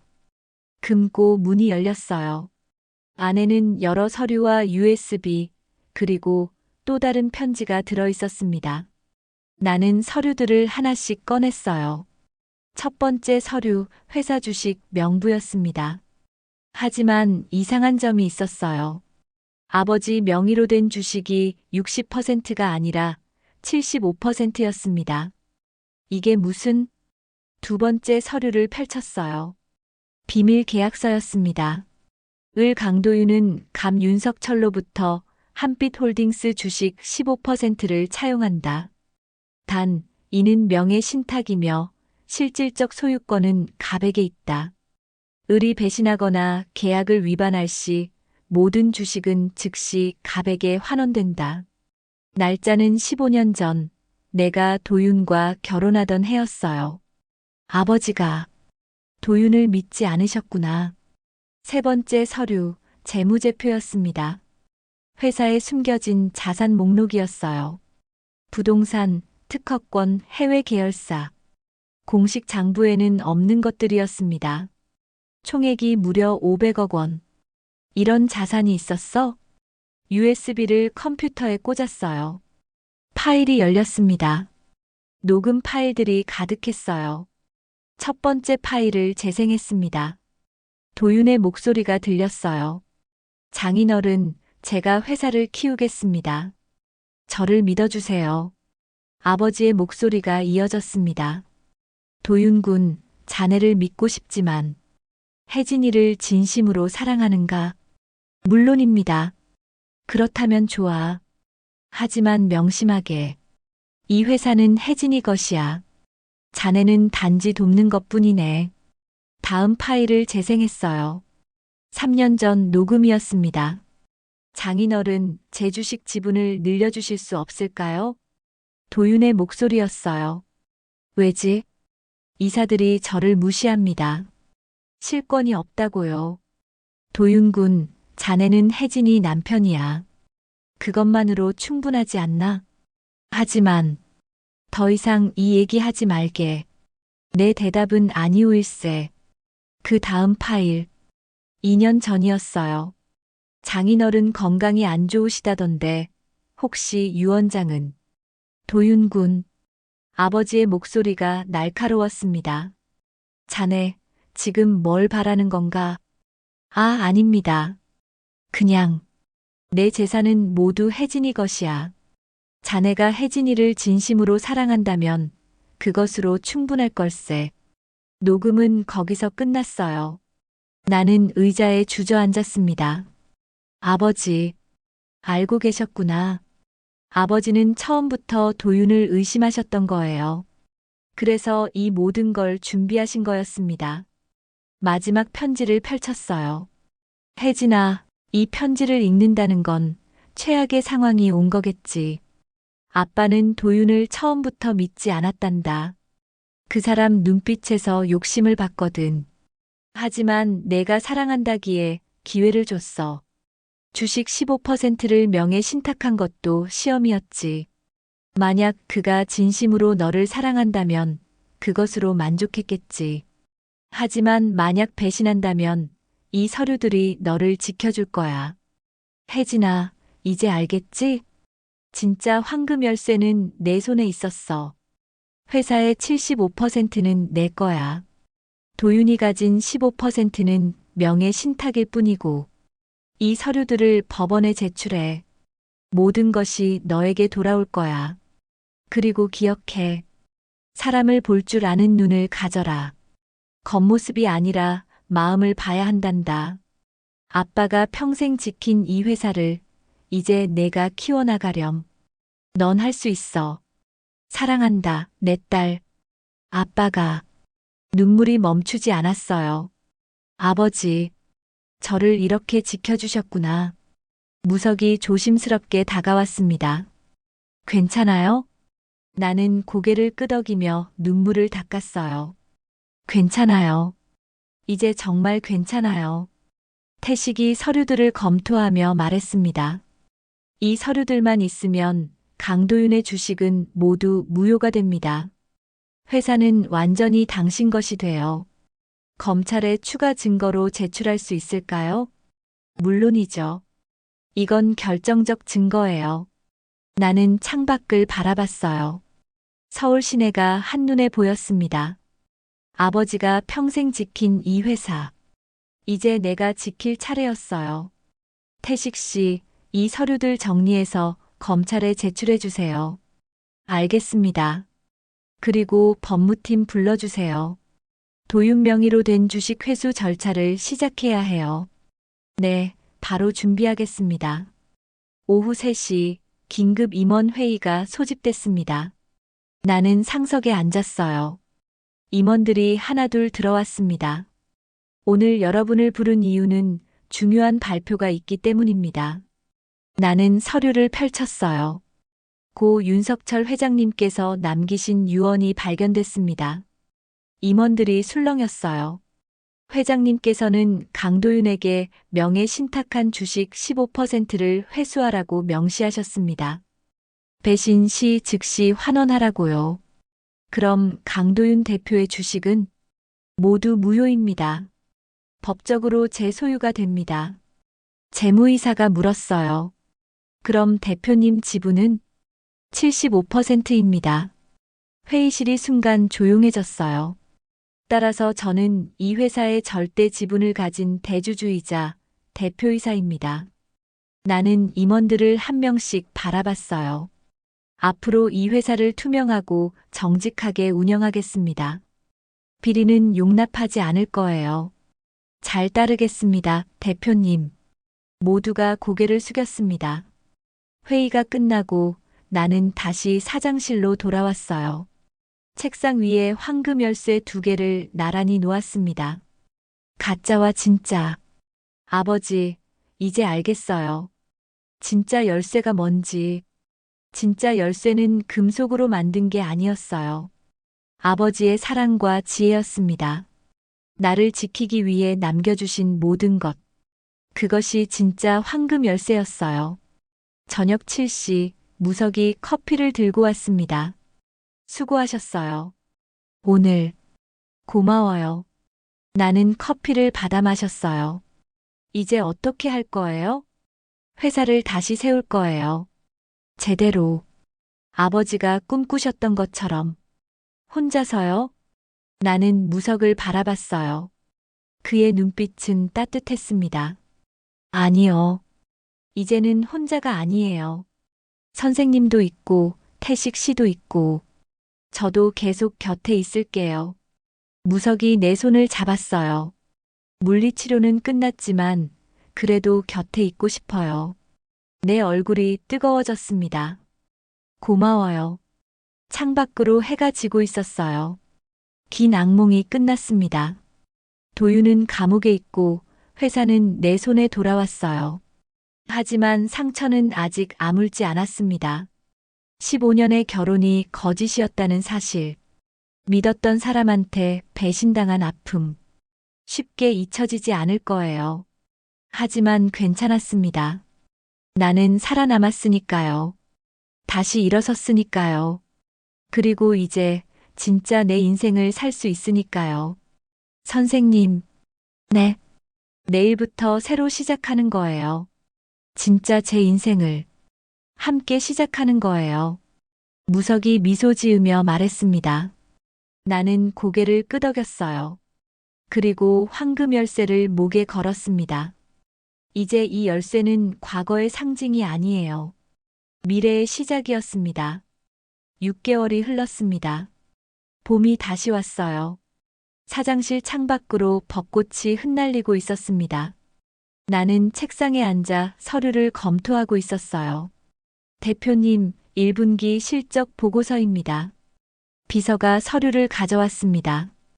펼쳐보니 매출이 전년 대비 30% 증가했어요.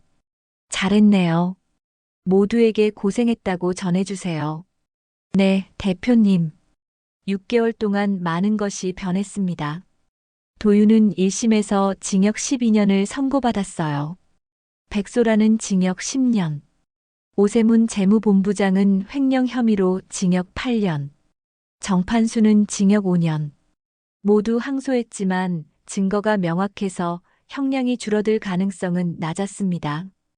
회사는 완전히 새롭게 태어났어요. 부정부패를 일소하고 투명 경영을 시작했습니다.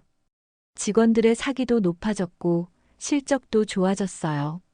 무엇보다 나는 이제 두려워하지 않았습니다.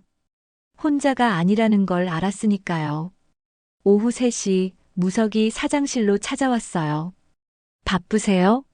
아니요, 괜찮아요. 들어오세요. 그는 손에 작은 상자를 들고 있었습니다. 이게 뭐예요? 열어보세요. 상자를 열자 예쁜 목걸이가 들어있었어요. 작은 열쇠 모양의 펜던트였습니다. 황금 열쇠와 비슷했지만 더 작고 섬세했어요. 이건 새로운 시작을 위한 선물이에요. 무석이 말했습니다. 황금 열쇠는 과거를 여는 열쇠였다면 이건 미래를 여는 열쇠예요. 눈시울이 뜨거워졌어요. 고마워요. 무석이 내 목에 목걸이를 걸어줬습니다. 그의 손길이 따뜻했어요. 윤혜진 씨. 네. 저와 함께 미래를 열어가 주시겠어요? 심장이 빠르게 뛰었습니다. 선생님, 사랑해요. 재활 치료를 시작한 그날부터 당신의 강한 모습에 반했어요. 무석의 눈빛은 진지했습니다. 하지만 이제 막 자유로워진 당신을 다시 묻고 싶지 않아요. 천천히 당신의 속도로 가요. 저는 기다릴게요. 눈물이 주르륵 흘러내렸어요. 고마워요. 정말 고마워요. 나는 그의 손을 꽉 잡았습니다. 저도 선생님을 좋아해요. 하지만 아직은 시간이 필요해요. 알아요. 서두르지 않을게요. 그날 저녁 나는 아버지 산소를 찾았습니다. 어머니와 나란히 누워 계신 아버지. 묘비 앞에 꽃을 놓고 무릎을 꿇었어요. 아버지, 어머니. 혜진이가 왔어요. 바람이 부드럽게 불었습니다. 제가 해냈어요. 회사를 지켰어요. 그리고 다시 일어섰어요. 눈물이 떨어졌어요. 힘들었어요. 정말 힘들었어요. 죽고 싶을 만큼 목이 메었습니다. 하지만 아버지가 남겨주신 것들이 저를 지켜줬어요. 황금 열쇠, 편지, 그리고 사랑. 꽃을 쓰다듬으며 말을 이었어요. 이제 잘 살게요. 행복하게 살게요. 그게 아버지, 어머니께서 원하시는 거죠? 바람이 다시 불었습니다. 마치 대답하는 것 같았어요. 사랑해요. 그리고 고마워요. 산소를 내려오는 길 태식한테서 전화가 왔습니다. 윤 대표님 좋은 소식 있어요. 뭔데요? 강도윤 명의로 빼돌렸던 비자금 50억 전액 회수했어요. 내일 회사 계좌로 입금될 겁니다. 정말요? 네. 그리고 한 가지 더. 태식의 목소리가 조심스러워졌어요. 백소라의 전 남편 사건도 재수사 들어갔어요. 당시 담당 형사가 비리 혐의로 조사받고 있대요. 그럼 진실이 밝혀지겠네요. 네. 한지영 씨한테도 연락했어요. 많이 기뻐하시더라고요. 한지영. 내게 문자를 보내고 차를 구해준 그 여자. 나는 그녀를 한 번도 만나지 못했어요. 한지영 씨 연락처 좀 주실 수 있어요? 네, 문자로 보내드릴게요. 전화를 끊고 나는 한지영에게 문자를 보냈습니다. 지영 씨, 윤혜진입니다. 그동안 도와주셔서 정말 고마웠어요. 한번 만나 뵙고 싶어요. 잠시 후 답장이 왔어요. 저야말로 감사해요. 언니 덕분에 오빠의 억울함을 풀 수 있었어요. 내일 시간 되세요? 네, 좋아요. 어디서 만날까요? 한빛홀딩스 앞 카페 어때요? 오후 2시에. 알겠습니다. 내일 뵐게요. 다음 날 오후 2시, 나는 약속 장소에 나갔습니다. 카페에 먼저 도착해 창가 자리에 앉았어요. 10분 후 젊은 여자가 들어왔습니다. 30대 초반쯤 보였어요. 단정한 인상의 여자였습니다. 윤혜진 대표님? 한지영 씨? 네, 안녕하세요. 우리는 악수를 했어요. 그녀의 손은 차가웠지만 악력은 강했습니다. 커피 드릴게요. 뭘 드시겠어요? 아메리카노요. 커피를 주문하고 우리는 마주 앉았습니다. 그동안 정말 고마웠어요. 지영 씨가 아니었으면 증거를 확보하지 못했을 거예요. 아니에요. 저도 복수하고 싶었어요. 지영의 눈빛이 어두워졌어요. 오빠가 돌아가신 지 5년이 됐어요. 그동안 진실을 밝히려고 했지만 경찰도 검찰도 움직이지 않았어요. 힘드셨겠어요. 네. 부모님은 충격으로 돌아가셨고 저 혼자 남았어요. 그녀의 목소리가 떨렸습니다. 그러다 백소라가 강도윤을 만나는 걸 알게 됐어요. 그리고 윤 대표님 사고 소식을 들었죠. 그때 저한테 문자를 보내신 거군요. 네. 같은 피해자로서 함께 싸우고 싶었어요. 나는 그녀의 손을 잡았습니다. 이제 오빠의 억울함이 풀릴 거예요. 재수사 들어갔대요. 지영의 눈에 눈물이 고였어요. 정말요? 네. 태식 씨가 그러시더라고요. 고마워요.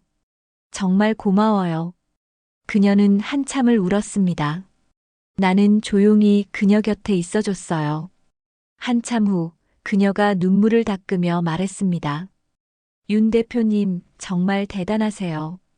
다시 일어서서 싸우셨잖아요. 저도 많은 도움을 받았어요. 혼자였으면 불가능했을 거예요.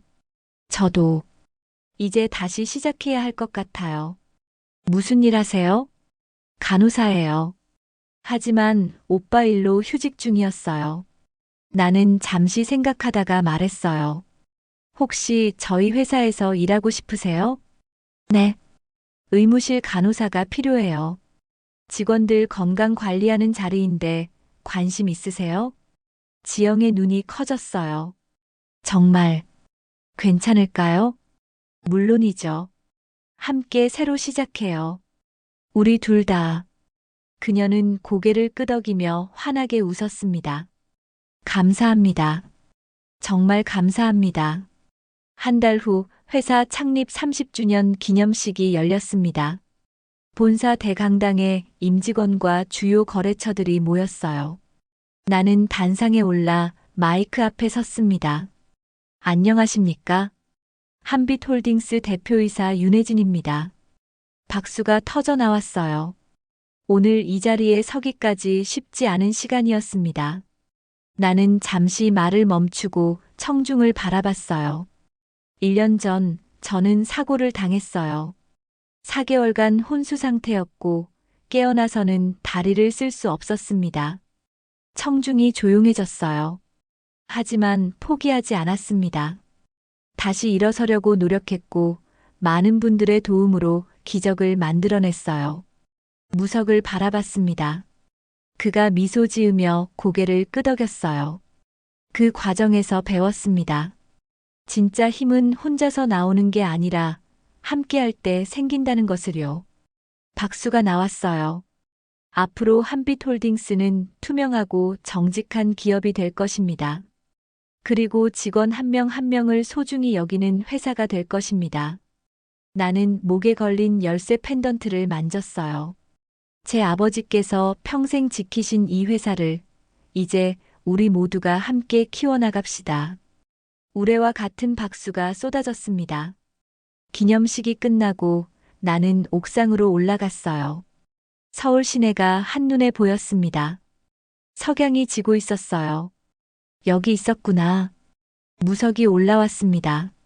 네, 바람 좀 쐬려고요. 그가 내 옆에 섰어요. 좋은 연설이었어요. 고마워요. 우리는 한동안 말없이 석양을 바라봤습니다. 윤혜진 씨. 네. 준비됐어요? 뭐가요? 새로운 시작이요. 나는 그를 바라봤어요. 그의 눈빛은 따뜻하고 진지했습니다. 아직 조금 무서워요. 뭐가요? 다시 누군가를 믿는 게요. 또 배신당할까봐. 무석이 내 손을 잡았어요. 저는 배신하지 않아요. 약속할게요. 어떻게 확신해요? 시간이 증명할 거예요. 평생 곁에서 증명할게요. 눈물이 났어요. 하지만 이번에는 슬픔의 눈물이 아니었습니다. 감사해요. 정말 감사해요. 그날 밤 나는 일기를 썼습니다. 1년 만에 쓰는 일기였어요. 오늘로 모든 것이 끝났다. 아니, 끝난 게 아니라 시작이다. 나는 죽을 뻔했지만 살아남았다. 걷지 못할 뻔했지만 다시 일어섰다. 모든 것을 잃을 뻔했지만 되찾았다. 황금 열쇠는 단순한 금속 조각이 아니었다. 그것은 아버지의 사랑이었고 새로운 시작의 상징이었다. 이제 나는 안다. 진짜 열쇠는 내 안에 있었다는 것을.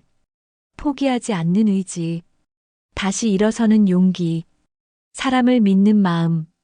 그것이 진짜 황금 열쇠였다. 이제 나는 두렵지 않다. 앞으로 어떤 일이 와도 다시 일어설 수 있으니까. 혼자가 아니니까. 새로운 인생이 시작된다. 진짜 내 인생이. 일기를 덮고 나는 창밖을 바라봤어요. 별이 빛나고 있었습니다. 가장 밝은 별 2개. 어머니와 아버지가 웃고 계신 것 같았어요. 잘 자요, 어머니, 아버지. 딸이 이제 행복하게 살게요. 나는 전등을 끄고 침대에 누웠습니다. 편안한 잠이 찾아왔어요. 악몽은 더 이상 없었습니다. 이제는 꿈만 꿨어요. 아름답고 희망찬 꿈들. 다음 날 아침 햇살이 얼굴을 비쳤습니다. 눈을 떴을 때 미소가 나왔어요. 좋은 아침. 거울 앞에 서서 말했습니다. 거울 속 여자는 1년 전과 달랐어요. 더 강해 보였고 더 행복해 보였습니다. 목에는 2개의 펜던트가 걸려 있었어요. 황금 열쇠와 새로운 열쇠. 과거와 미래. 둘 다 소중했습니다. 출근 준비를 하며 핸드폰을 봤어요. 무석한테서 문자가 와 있었습니다. 좋은 아침이에요. 오늘도 좋은 하루 되세요. 점심 같이 먹을까요? 나는 미소 지으며 답장을 보냈어요. 좋은 아침입니다. 점심 좋아요. 12시에 회사 앞에서 만나요. 가방을 들고 집을 나섰습니다. 봄바람이 상쾌했어요. 거리의 사람들이 행복해 보였습니다. 세상이 아름다워 보였어요. 오늘도 좋은 하루가 될 거야. 회사에 도착하자 직원들이 밝게 인사했습니다. 좋은 아침입니다, 대표님. 좋은 아침이에요. 모두 좋은 하루 되세요. 엘리베이터를 타고 올라가며 생각했어요. 1년 전 이 엘리베이터를 탈 수 없을 거라고 생각했었죠. 하지만 지금 나는 여기 있습니다. 내 2 다리로 서서 사장실 문을 열었어요. 책상 위에 황금 열쇠가 유리 케이스 안에 놓여 있었습니다. 아버지의 유산. 나를 지켜준 열쇠. 고마워요, 아버지. 이제 저도 누군가의 황금 열쇠가 될게요. 창문을 활짝 열었어요. 봄바람이 불어왔습니다. 햇살이 따뜻했어요. 나는 2 팔을 활짝 펴고 햇살을 맞았습니다. 시작이야. 진짜 시작. 복수는 끝났습니다. 하지만 인생은 이제 막 시작이었어요. 더 아름답고 더 행복한 인생. 진짜 내 인생. 황금 열쇠의 주인으로서의 인생 말이죠. 오늘의 사연 잘 들으셨나요? 공감이 되셨다면 주변에도 널리 공유해 주세요. 앞으로도 좋은 사연으로 찾아뵙겠습니다. 감사합니다.